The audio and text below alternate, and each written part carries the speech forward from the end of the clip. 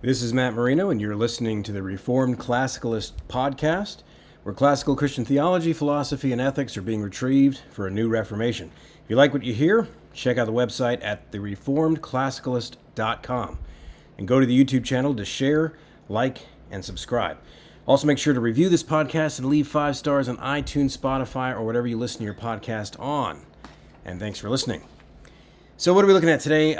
In episode 2, we're looking at worldview, specifically rescuing worldview. Or if I can make a concise as you could possibly make a puritanical title, it'll be this: Rescuing Worldview, or How to Not Throw the Right Ideas Matter Baby Out with the Kantian Bathwater. That sounds like an inside joke or something, or some kind of obscure thing.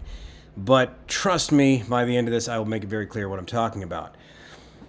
You may not have noticed this, but if you are around the, contemporary theological discussion or retrieval, I mentioned that last time, retrieval theology, you may notice a lot of people criticizing worldview, or people dealing with the question, maybe they've heard some criticisms of worldview. Now, if you asked me 15 years ago, about that, who's doing that, have you seen that, I would have said, actually, yes, I've seen that from postmoderns, and in different ways. It's a very different kind of criticism. You think, well, okay, they're against meta-narratives, the big story, the idea that you can get in your head or impose on other people's heads some one way of looking at the world. They're very much against that.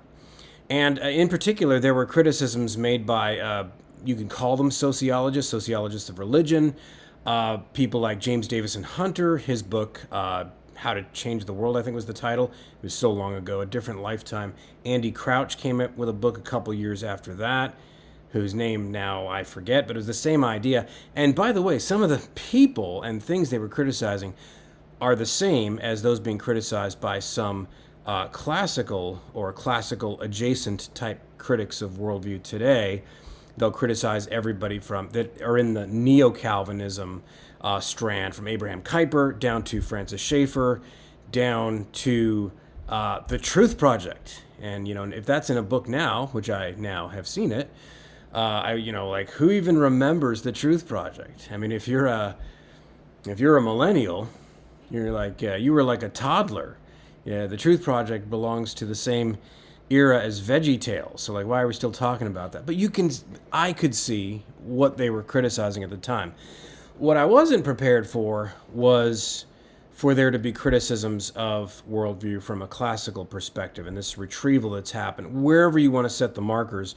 But I can tell you where I first saw it in a classical context, and that was, where do I have it? In this book right here by J.V. Fesko, Reforming Apologetics. It came out in 2019. I didn't do a book review of it, but I remember I was talking about it everywhere in the context that I was teaching. So there's a couple of videos where I mentioned this, a couple things about the book, but it's in particular a chapter called Worldview.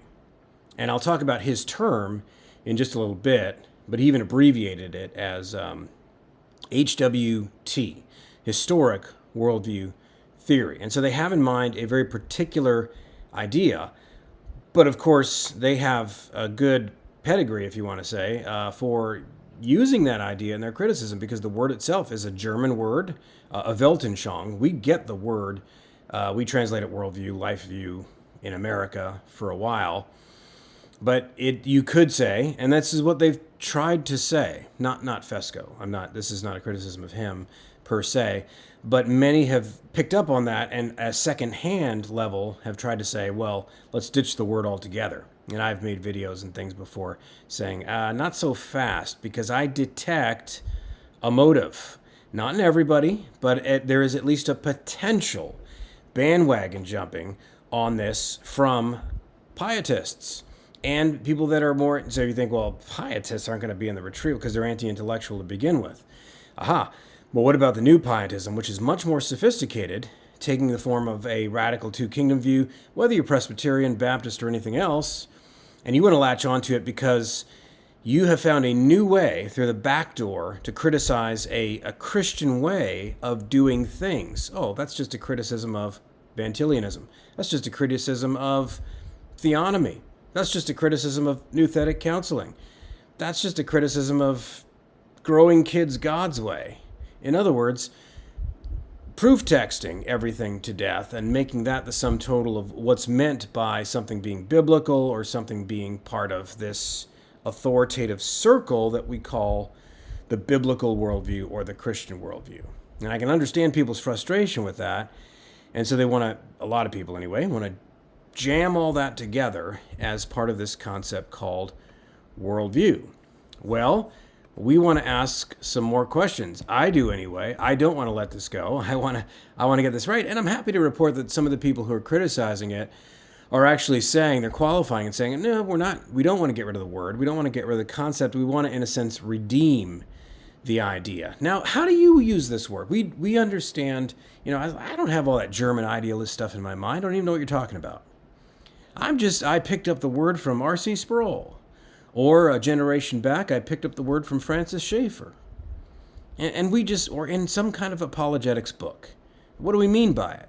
We mean, well, it's a basic grid that I look at the world. I have some basic beliefs or presuppositions, and on the basis of that, I believe other things. And by the way, a materialist does too.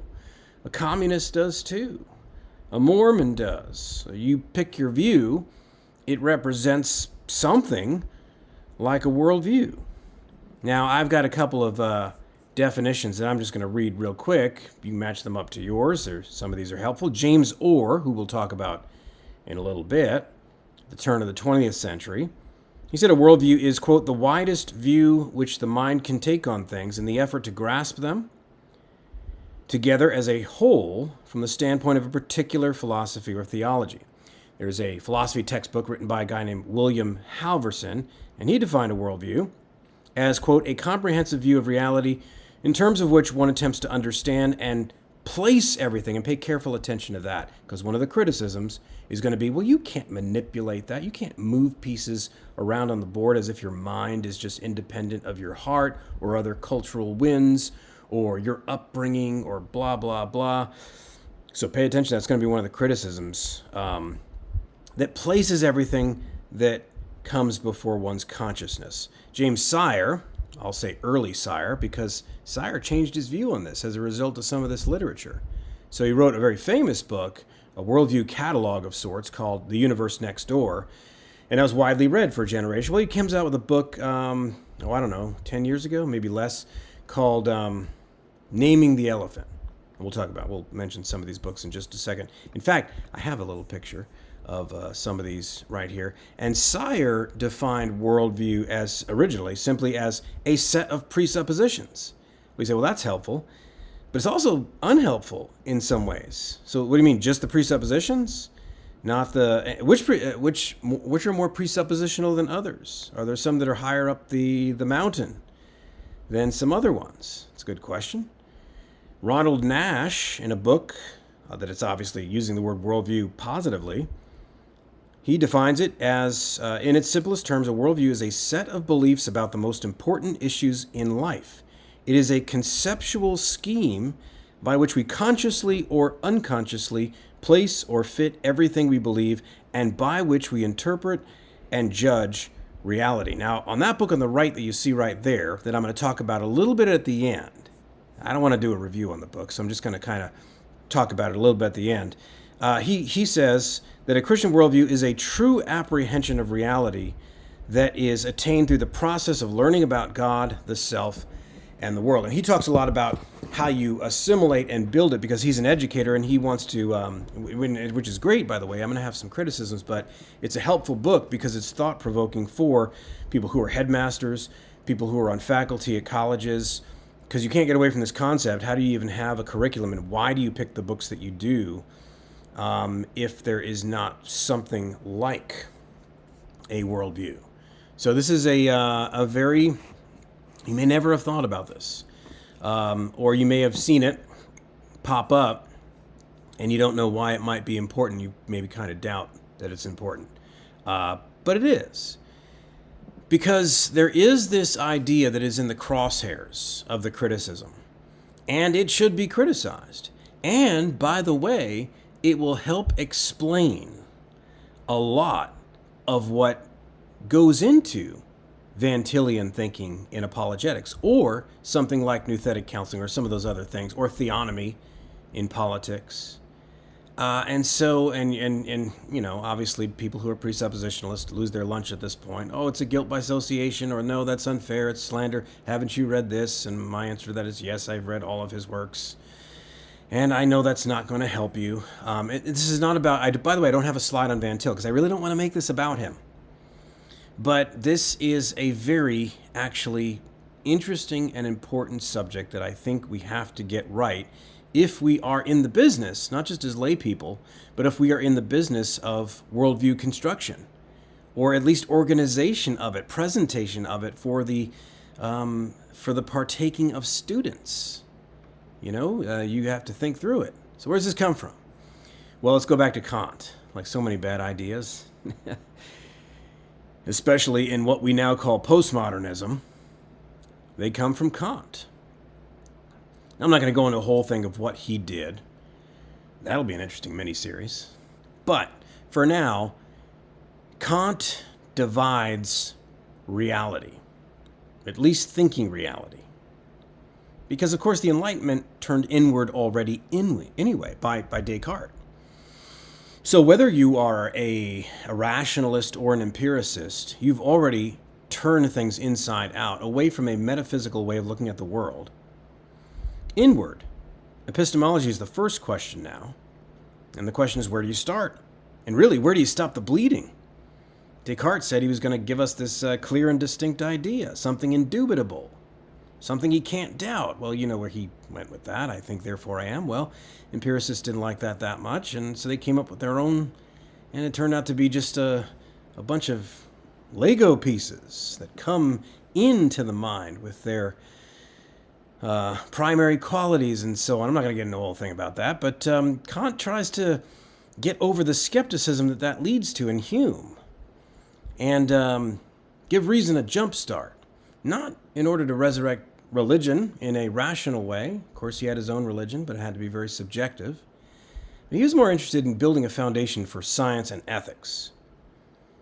And his conclusion from Hume's skepticism is, okay, we can't know the way that things are in themselves. He had a weird expression for that. The Ding an sich, the thing in itself. That people think, well, Kant led to agnosticism because he cut off our access to God and to logic and to the final judgment, even though he put that forward as a moral argument, but let's leave that aside. Well, that's all true, but you haven't gone far enough. You haven't really taken him seriously. What he's saying, if you understand what he's saying, is you can't know anything for what it is. You say, well, yeah, but below, in the bottom story, the phenomenal, that's what we're left with. Pure reason doesn't have access to what he called the noumenal, the essence, the metaphysical realm. He even called it the real, which is one of the ironies of pragmatism, by the way. That's another episode. But he said, well, we don't experience that. Our experience is of the appearances. That goes into that word phenomenal. But actually, if Kant was consistent, how do you even know that those appearances are what they are in themselves? You say, well, but it is my projection. How do you know what your projection as an object? Okay, I don't want to drill too deep here. But that's what he left us with. And so you had that picture that I showed you last time, the arrow coming from his eye. You can't prove God or really talk about and this is where Schleiermacher went with it. He made everything about feeling. And so, because you couldn't talk about orthodoxy anymore either. Doctrine was not an objective thing. It wasn't a thing about essence. And so we have to presuppose that God exists. Here's what happens. You go from left to right, and another reason why I have that as an arrow and not just a line is because it's telling a story too. It moves on in the 19th century and into the 20th. Now we'll get to where it immediately ends up in the German idealist in just a second.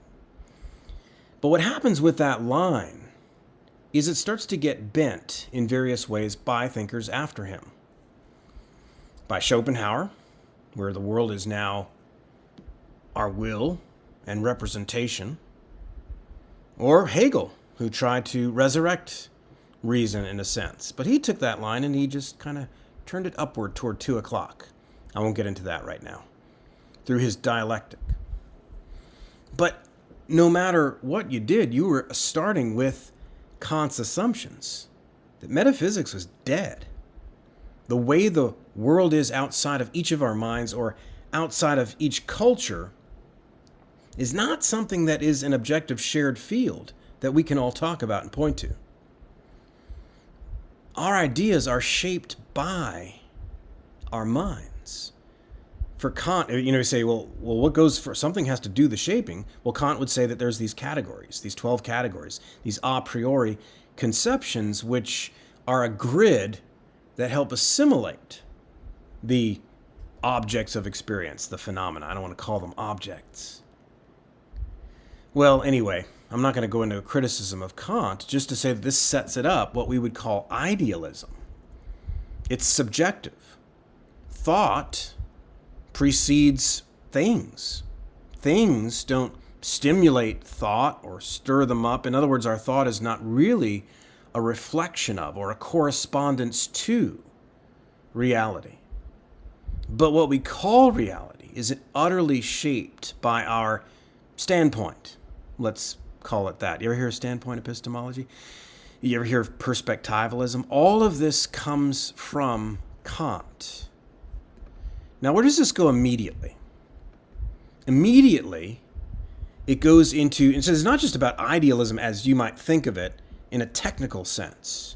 Those three Germans that immediately came right after Kant, and most famously Hegel.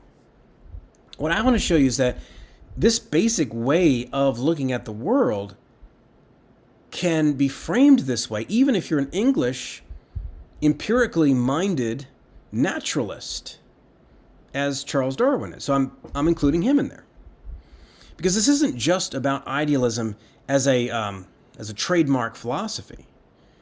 This is also about ideology. That's why in this picture you see not just these circles, but you see this man with this fulcrum, and he's moving the world. Now, picture the fulcrum as his active mind shaping. So you think, well, but his mind is knowing first before he gets into but his mind is projecting. And by the way, this is the real meaning of ideology. A lot of people think ideology is a synonym for philosophy. It really isn't.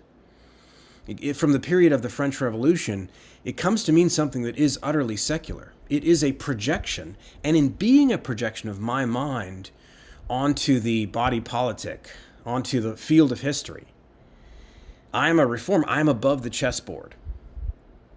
Bastiat talked about this in The Law, about the reformer. And there he meant the busybody, the innovator, the person of the intellectual class that wants to remake the world in his image. And so idealism begets ideology, incidentally. But what do you have here? This is what I really want to focus on. Inside of each of these four circles, you have what I'm going to call a central dogma. In theology, this would actually be called a central dogma method. But you have a central idea. For Hegel, it was rational progression. Now I'm shorthanding here. Just go with it. Come on. With Marx, it was the material revolution. With Darwin, it was natural selection. With Nietzsche, it was the will to power. Okay? We're just going to simplify it.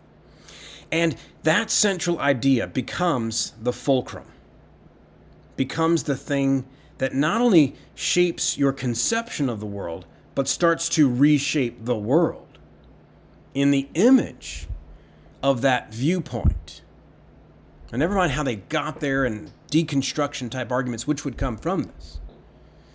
But just catch this first, is that there is a central idea. And if I come to you and say, well, if I challenge it on any basis, some bit of data, empirical data, some kind of counter argument, whatever it is, whether it's a priori or a posteriori, it doesn't matter. If I try to challenge it on the basis of some other paradigm, what I'm going to be told is, no, see, you misunderstand.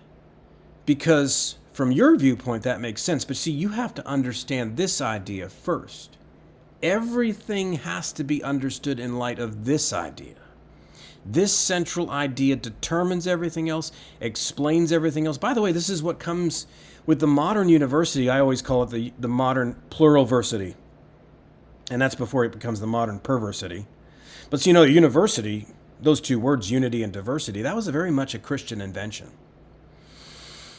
But when you have a pluralversity, you go down the hall to your English professor, and they're going to tell you that you have to understand the world in light of some kind of feminist starting point.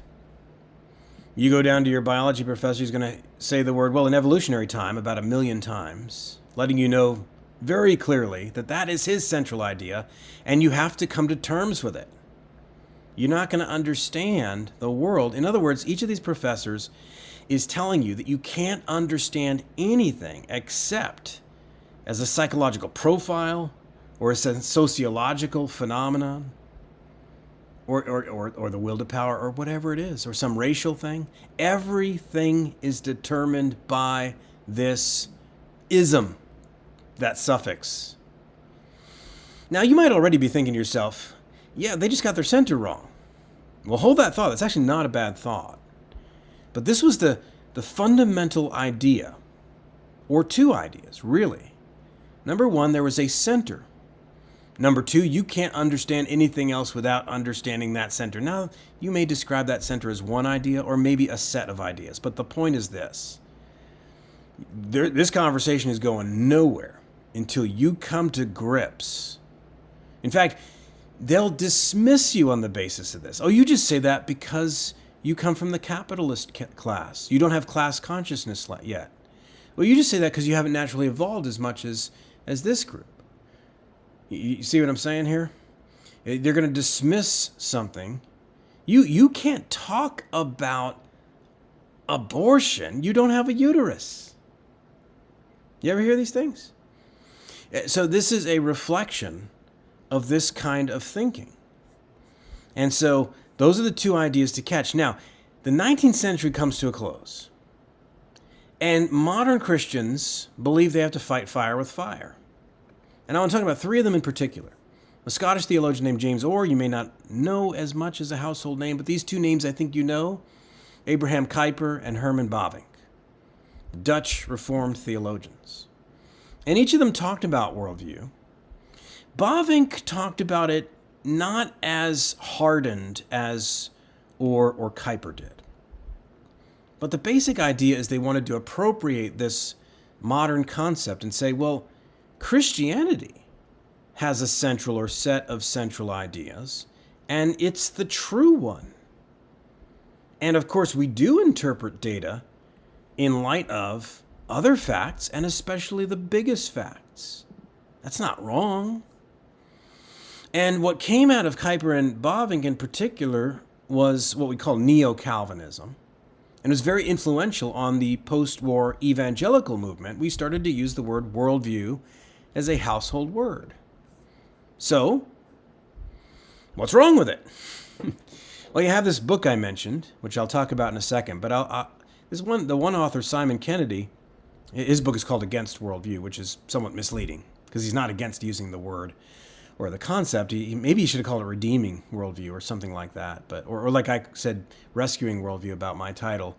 He uses a phrase, though, which I do want to push back against him a little bit. Now, he's not wrong. It's kind of like the cage stage. Is this a thing? Oh, yeah, it's a thing. He combat concept worldview, which he lays at the feet of Kuyper especially. The idea of the antithesis is one of the main ideas that Van Til took from Kuyper. The antithesis. Kuyper talked about this in his lectures on Calvinism, that the modern view and the Christian view are engaged in this titanic struggle for all of civilization, not only for souls. And they're irreconcilable, and they are in inevitable tension at every point. That's interesting. Aren't we locked in a struggle? A spiritual one? Schaeffer, same thing. So I want to push back on Kennedy a little bit, because I think you can water down the sense in which there is some irreconcilability, and it goes all the way to what kind of a public philosophy you have. I think if you're not careful in criticizing the cage stage aspect of it, where you say that at every point, and so there's no common notions, there's no, so you're pushing back against that rightly, but not carefully enough.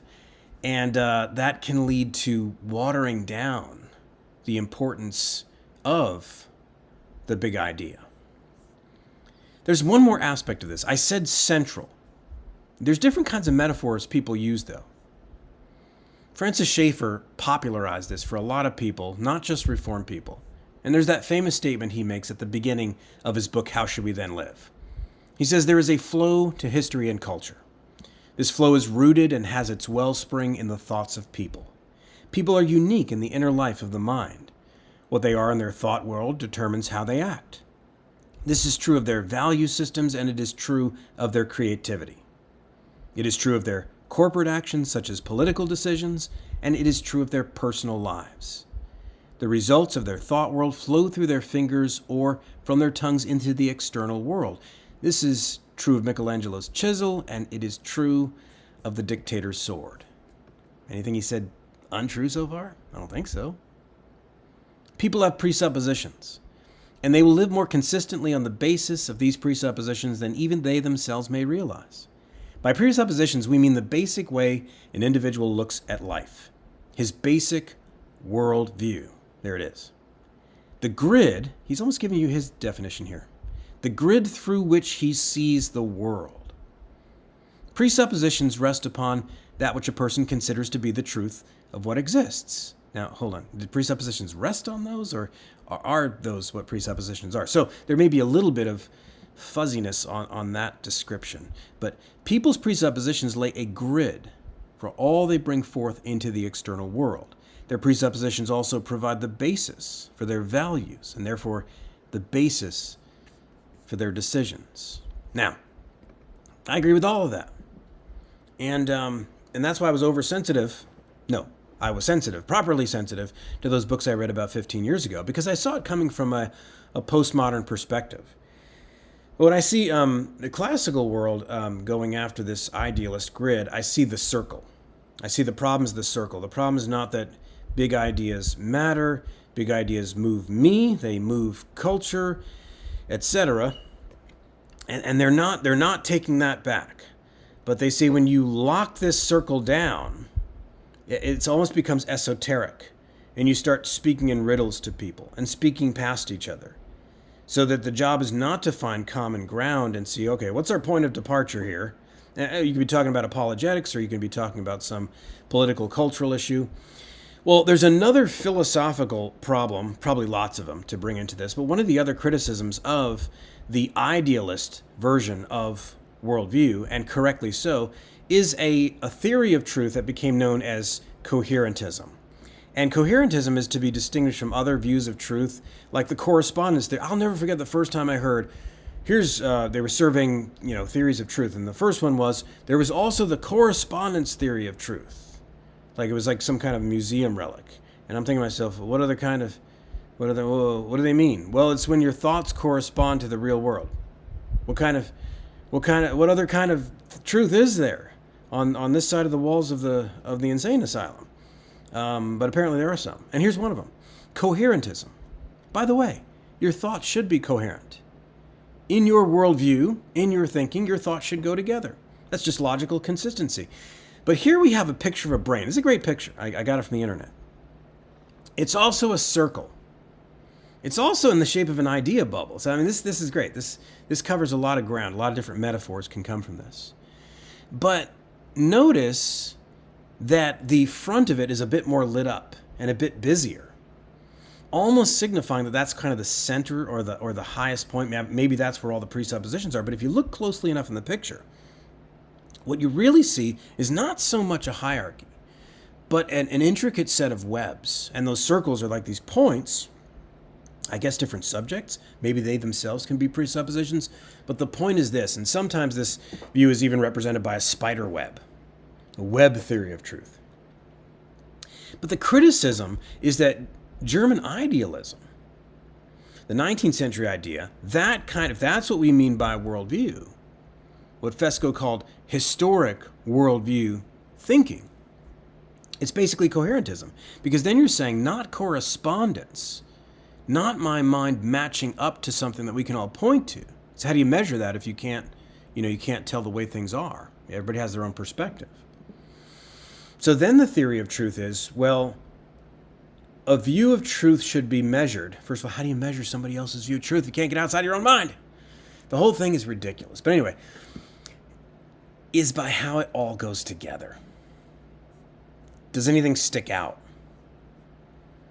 How would you know? Anyway, there's all sorts of criticisms you can make against coherentism, but what I want you to see now is just that's the kind of worldview thinking that the critics at their best have in mind. But we have to clarify because not everybody has thought through it. We're still in the parroting stage. You know when there's a new idea, and this is what happens in cage stages? Oh, a shiny new object. And then all the people that are not the theorists, and sometimes it's the fault of the theorists, they need to be clear. They need to anticipate objections or anticipate ways in which their ideas are going to be run off the reservation by people that are just taking it secondhand. So I want to do that. You recognize this picture? If you read Francis Schaeffer, you may have noticed this analogy in a couple of his books, a staircase. And what he's representing is the higher ideas are at the higher point on the stairs, and the water that trickles down the stairs represents the way that ideas move through an individual mind or even through culture and through history. Obviously, the higher stair represents your presuppositions. And Schaeffer said that in a Christian era, theology was at the top of the stairs. With philosophy, because remember, theology is the queen of all sciences, philosophy is her handmaiden. So philosophy is at the top as the servant. And then when you trickle down the stairs, then you have the sciences and humanities, etc., etc. And then the arts, high culture, and then, well, they didn't have pop culture, and that's part of the phenomenon of the modern world, because in a post-Christian era, philosophy remains at the top stair. But it becomes cut off from the metaphysical realm, and therefore from the spiritual realm. And so the higher sciences really become the philosophy, and then some of the humanities get extracted into this thing called the social sciences, and then it trickles down into the arts, high culture, if there is one anymore, and then through pop culture and the man in the street. So if somebody ever says, don't talk to me about postmodernism. I don't read Foucault or Derrida or any of these people. I never even heard of them. I don't even know why. I just knew their names. Don't give me this pie in the sky stuff. Too bad. You got it, if you're Generation Xer, I used to say, you got it from watching MTV.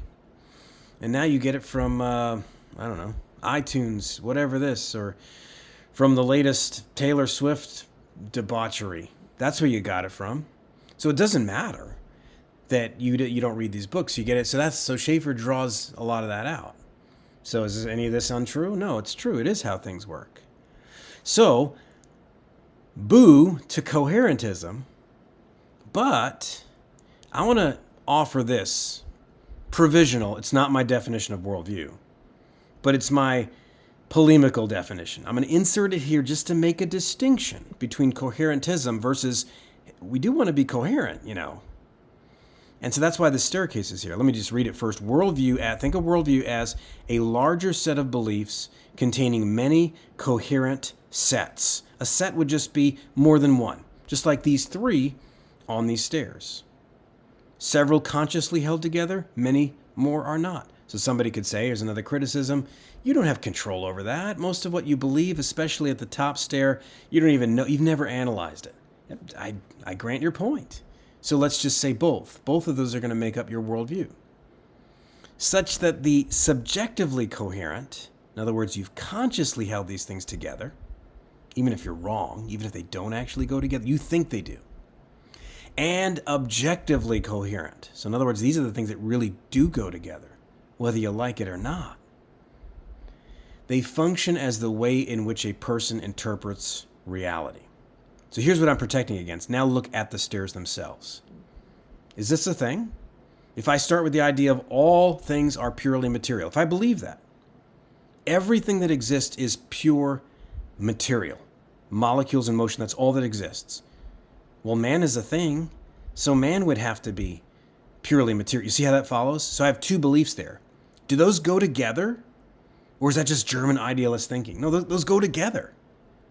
Now, if that's true, what else follows? Well, what you call morality is also purely material. Slice that up any way you want to, but it's going to be material, right?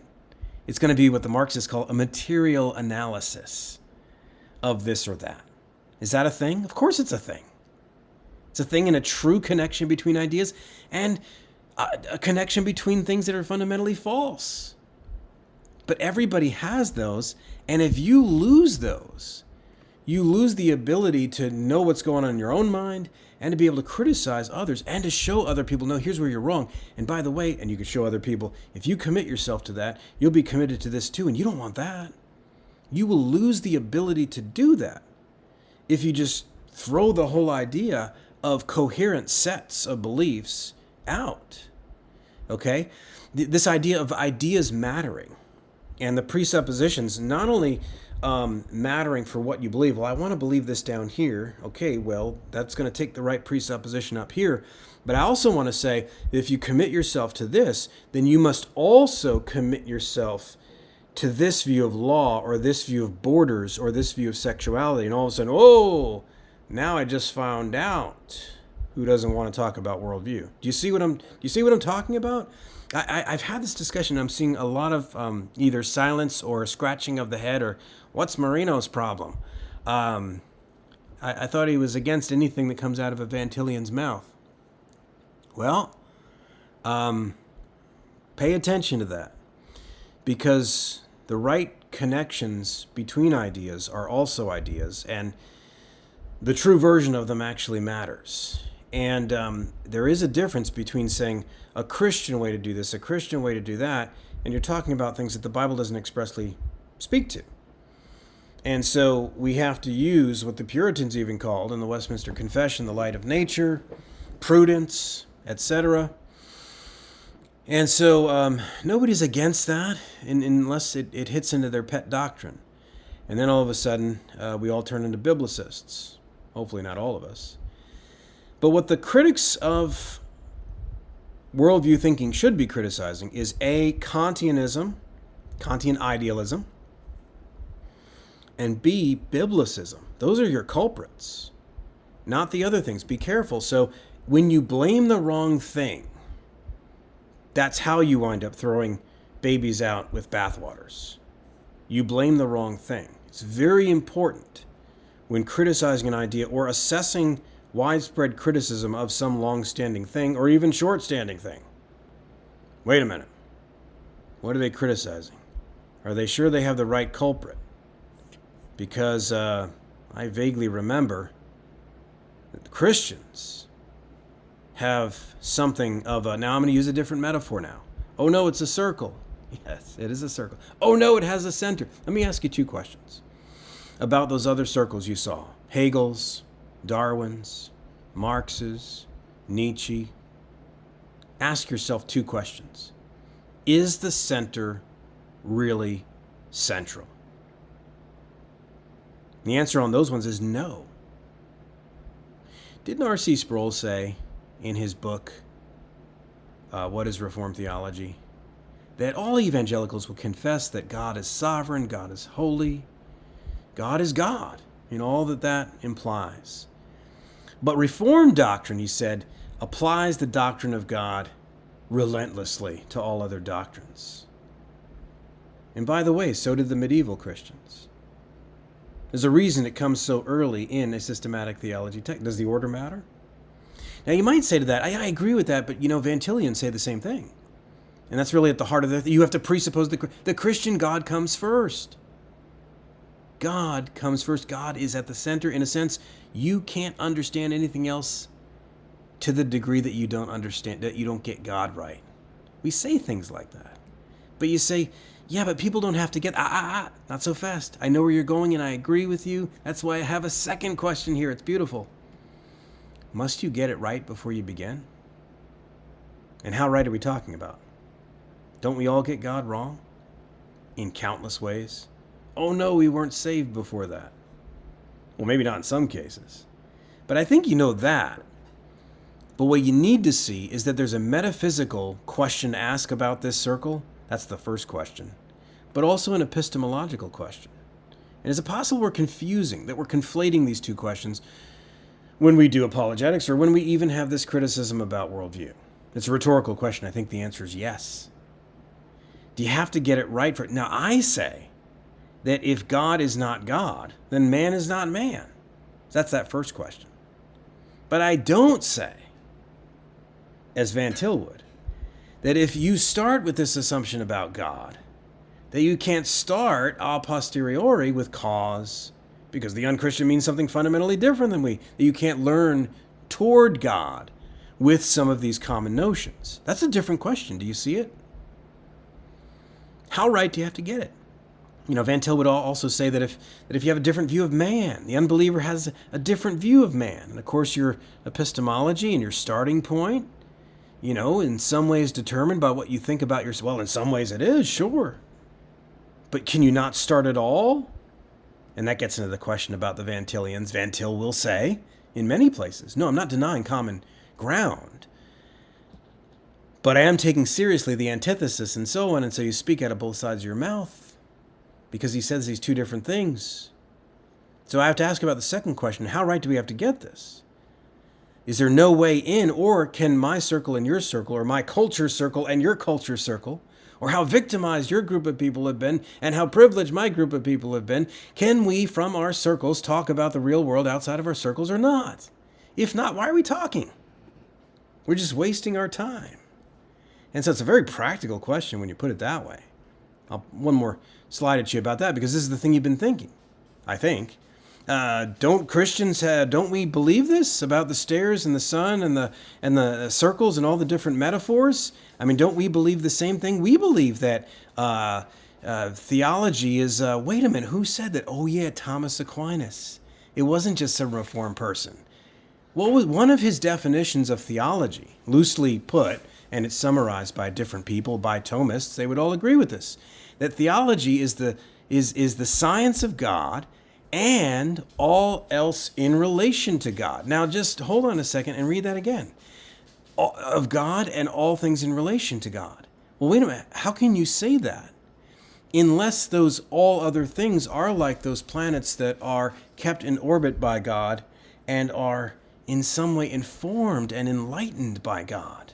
They are God-explained things because they are God-caused things, which doesn't mean that you can't start studying literature until you've done theology, that you can't learn your ABCs unless you've learned them from the Bible. Of course not. This does not erase common notions. If you start on Pluto in that diagram, right, you don't for that reason not orbit the sun or can't look toward the center. Okay, so that's what we mean here. This is a matter of balance. It's a matter of not blaming the wrong things, and that's how you can not. Like I said, the title of that book, Nathan Greeley did a great review of the book on the Reformed Conservative. You should check it out.